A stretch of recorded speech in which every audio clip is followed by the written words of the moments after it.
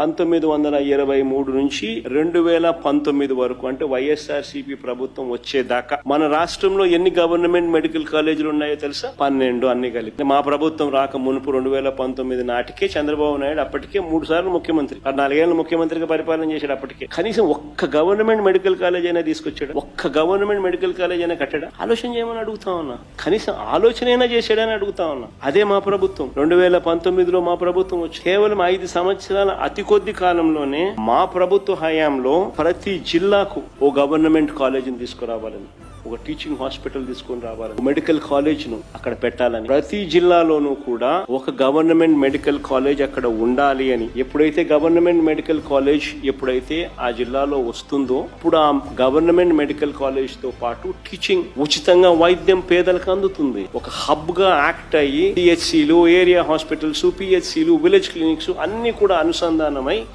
ప్రజలకు మెరుగైన వైద్యం ఆ జిల్లాలో మొత్తం అందుబాటులోకి వస్తుంది.